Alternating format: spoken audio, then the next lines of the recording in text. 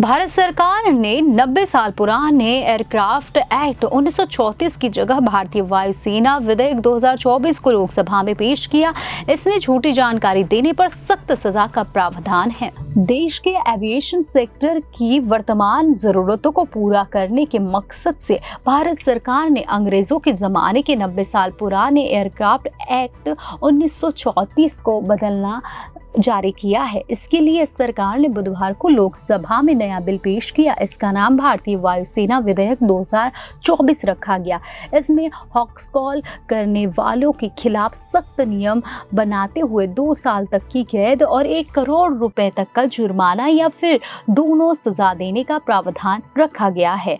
लोकसभा में केंद्रीय नागर विमानन मंत्री राम मोहन नायडू ने बताया है कि bill international civil aviation organisation यानी ICAO के तमाम कायदे कानूनों और देश के एविएशन सेक्टर में आज और भविष्य की जरूरतों को पूरा करने वाला होगा। पुराने बिल में 90 साल में 21 बार संशोधन किए गए। उन तमाम संशोधनों और देश में तेजी से बढ़ते एविएशन सेक्टर की जरूरतों को पूरा करने में ये बिल खरा उतरेगा। हालांकि नगर विमानन मंत्री नायडू ने इस बिल को सदन में पेश करने पर RSP सांसद NK प्रेमचंद्रन ने बिल का नाम केवल हिंदी में रखने पर आपत्ति जताई।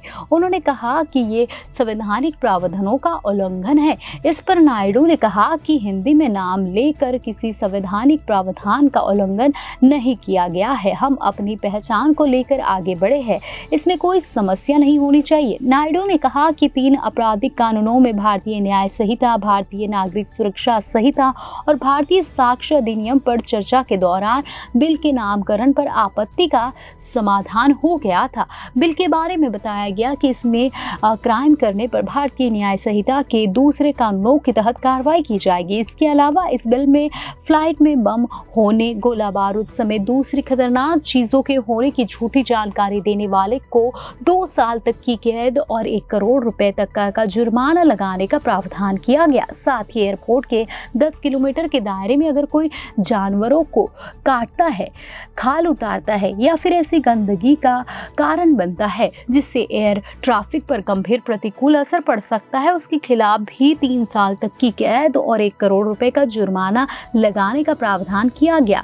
बिल में यात्रियों को मुआवजा देने, फ्लाइट एक्सीडेंट होने, कैंसिल या डिले होने पर director general of civil aviation और दूसरी संबंधित एजेंसियों के पास क्या क्या पावर है, इसको बताया गया है।